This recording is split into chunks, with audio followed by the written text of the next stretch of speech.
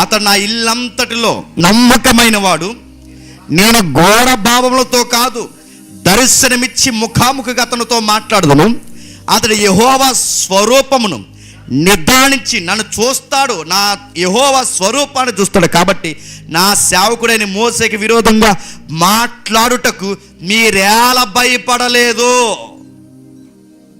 చిన్న పాయింట్ దొరికితే ఎత్తి మాట్లాడేస్తారా? ఆ మాట్లాడే ముందు ఆడ కామన్ పర్సనా, లేకపోతే అతడు దేవుని దృష్టిలో బలమైన పాత్ర కలిగిన పర్సనా కనీసం మీకు తెలియాలా వద్దా? దొరికితే మీరు రివ్యూలు రాసేస్తారా? అది నిజమో అబద్ధమో పూర్తి సమాచారం లేకుండా కాంటెక్స్ట్ ఏంటి, కంటెంట్ ఏంటి తెలియకుండా మీ ఇష్టం వచ్చినట్టు మాట్లాడేస్తారా? మాట్లాడే ముందు నా ఇల్లంతట్లో ఆయన నమ్మకమైన సేవకుడని అతను గూర్చి మాట్లాడుతున్నప్పుడు నా ఇల్లంతటిలో ఆయన బలమైన సేవకుడని మీకు గుర్తు లేదా? అతను వచ్చి అంత ఈజీగా మీరు ఎలా మాట్లాడేస్తున్నారు? ఇంకా కింద చెప్తున్నాడు చూడండి, కాబట్టి నా సేవకుడైన మోసేకి విరోధంగా మాట్లాడటకు మీకు భయం ఎలా రాలేదు? పిలిచిన నేను, నిలబెట్టింది నేను, వాడుకుంటుంది నేను, మధ్యలో మీ సర్టిఫికేట్ లేట్ అని ఆయన అడుగుతున్నాడా లేదా? మధ్యలో ఈ నేను నిలబెట్టిన వ్యక్తి మీద మీరు కామెంట్ చేస్తున్నారంటే నా సెలక్షన్ రాంగ్ అనా? నేను నిలబెట్టిన వ్యక్తిని మీరు డిస్ట్రాయ్ చేసి మాట్లాడుతున్నారంటే నా ఆలోచననే మీరు కుప్పగోల్చాలనుకుంటున్నారా? ఇవన్నీ దేవుడు అడిగితే ఈ ప్రశ్నలకు ఎవరైనా గాసిప్స్ మాట్లాడుతున్న వారు సమాధానం చెప్పగలరా? అక్కడ వరకు మనం ఎవరు వెళ్ళకుండును గాక.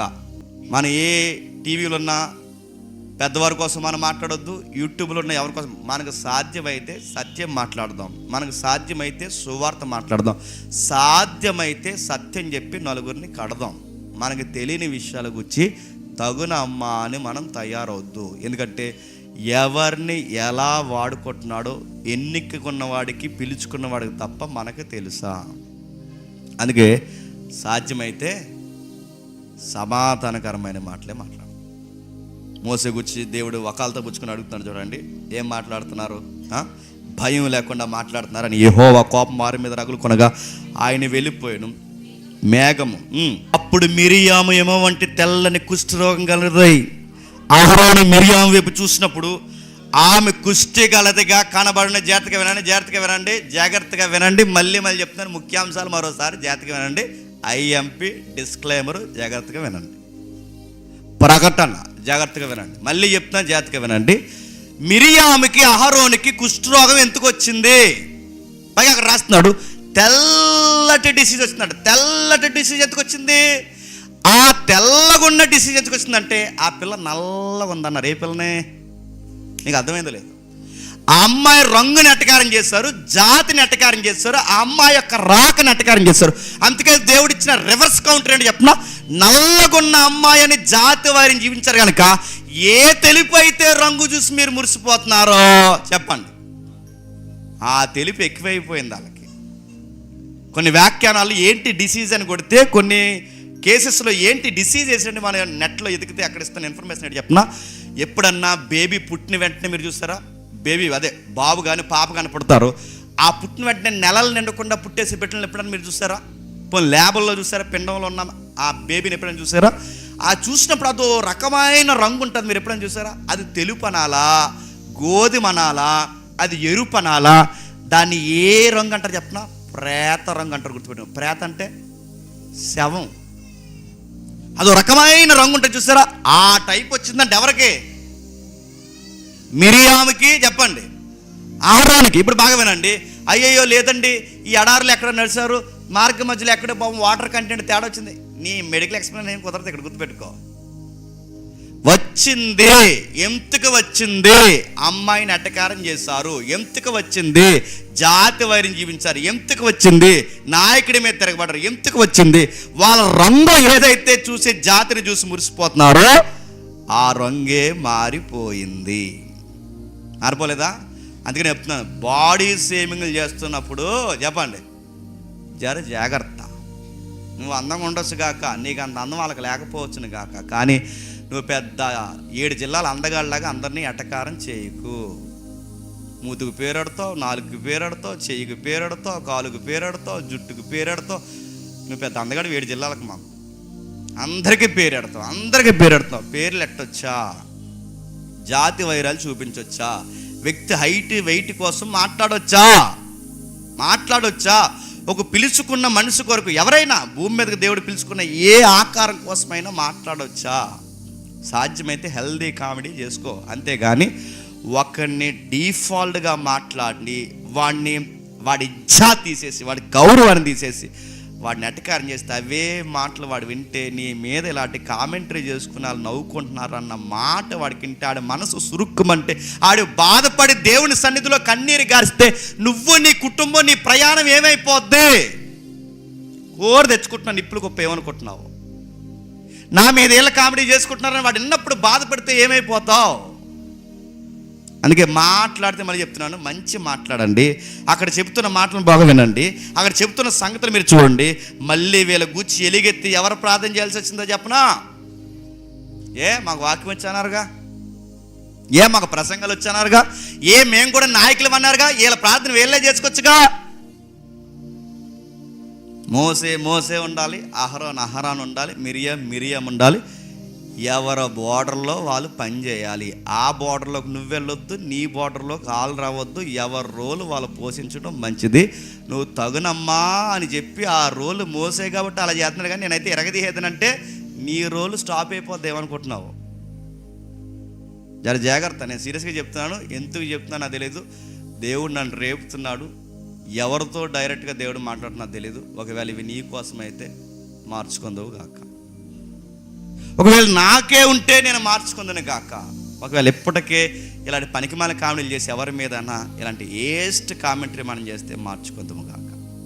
మరో మాట, ఇంత నాయకత్వం చేసి, ఇంత మన్నా తిని, ఇంత ఎర్ర సముద్రం గుండా నడిచి, ఇన్ని కార్యాలు చేసి జాతి ఫీలింగ్ చూపిస్తున్నారంటే వీళ్ళకి దేవుని యొక్క మనసు ఏమైనా అర్థమైందండి? వీళ్ళకి జాతి అంటే మన ట్రాన్స్లో, ఇక్కడ మన ట్రెండ్లో మాట్లాడండి, క్యాస్ట్.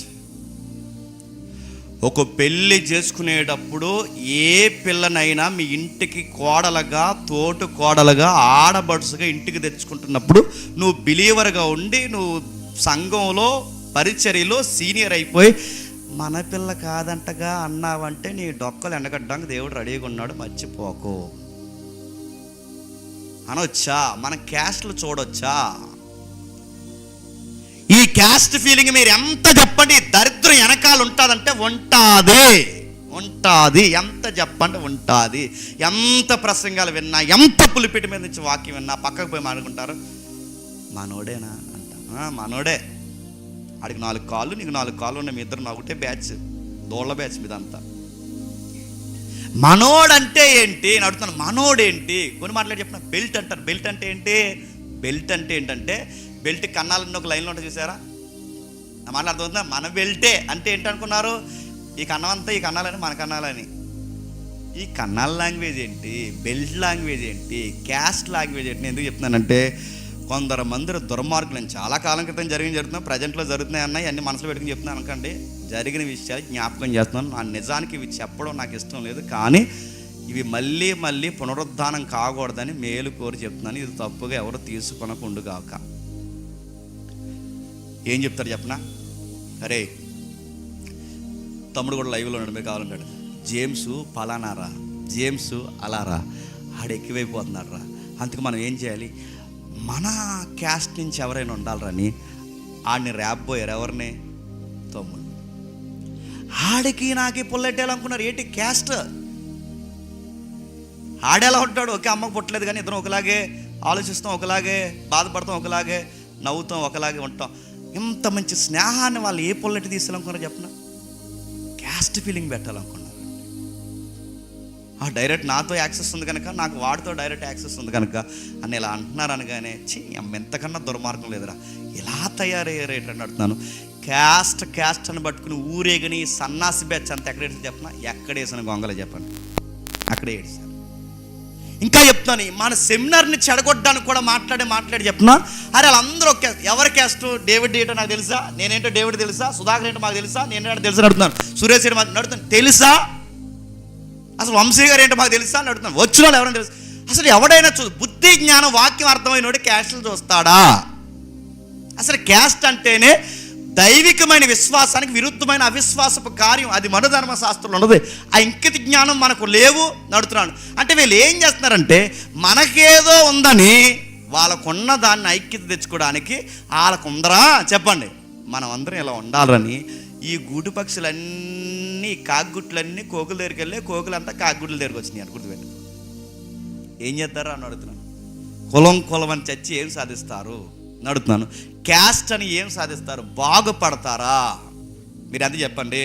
ఇంటికి వచ్చిన ఏదన్నా సంబంధం క్రైస్తవ సంబంధం అయితే మీకు నిజంగా ఈ వాక్యం అర్థమైతే మిరియామ అహరోన్లు మీకు గుర్తుంటే ఏదన్నా క్రైస్తవ సంబంధం మీకు వస్తే ఆ పిల్ల ఏలు తాలూకా ఆ పిల్లోడు ఎవరి క్యాస్ట్ అని మాత్రం మీరు ఆలోచించారో మీకు నున్న గుండు కొరుకుతాడని మాత్రం మర్చిపోకండి.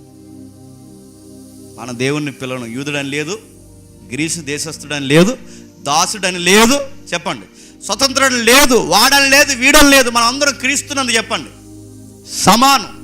మనందరం ఒక్కటే దేవుని పిల్లలు. వీళ్ళ జాతి వారిని చూపించారు, ఏం సాధించారు చెప్పండి? కుష్టి వ్యాధి తెచ్చుకుని అదో సెవం కలర్ తెచ్చుకుని అది ఎరుపు అనాలా, తెలుపు అనాలా, అదో గోధుమ కలర్ అనాలా, అదో రకమైన కుష్టి వ్యాధి. నిజానికి అది లెప్పర్స్ అంటారు. లెప్పర్స్ కూడా కాదంట, మూలాలు చెప్తున్నాయి. అదో రకమైన వ్యాధి అంటది. అది అలా వచ్చిన వ్యాధి వాళ్ళ జీవితాన్ని కంగారు పెట్టి తప్పు అయిపోయింది ప్రభు అంటే మళ్ళీ వీళ్ళ ప్రార్థన యెహోవా విన్నాడా? మిరియం చేస్తే వింటాడా? నడుతున్నాను. అహరోన్ చేస్తే వింటాడా? ఎవరు చేయాలి? మళ్ళీ ఎవరి మీదైతే మీరు గాసిప్స్ మాట్లాడారో, ఎవరైతే మీ మాటల వల్ల హట్ అయ్యాడో మళ్ళీ ఆ వ్యక్తి వచ్చి ప్రభువా నేను వీళ్ళతో సమాధాన పడిపోయాను, వీళ్ళ మాటలకు నేను బాధపడలేదు, వీళ్ళని క్షమించు ప్రభు అని ఆ వ్యక్తి వచ్చి మళ్ళీ మీ కొరకు ప్రార్థన చేస్తే కానీ మీకు సుఖం లేదు. అందుకే జాగ్రత్త. కొండెము చెబుతున్నప్పుడు జాగ్రత్త. ఉన్న వారితో లేని వారితో వ్యక్తి లేనప్పుడు మాట్లాడుతున్నప్పుడు జాగ్రత్త. ఆ వ్యక్తుల కాపురాలు కానీ స్నేహాలు కానీ నీ మాట వల్ల పాడవుతే జాగ్రత్త. నువ్వు కోరి యెహోవాతోని యుద్ధానికి దిగుతున్నావు, మర్చిపోకు. సాధ్యమైతే సువార్త మాట్లాడండి, లేకపోతే నోరు మూసుకుని ఉండండి.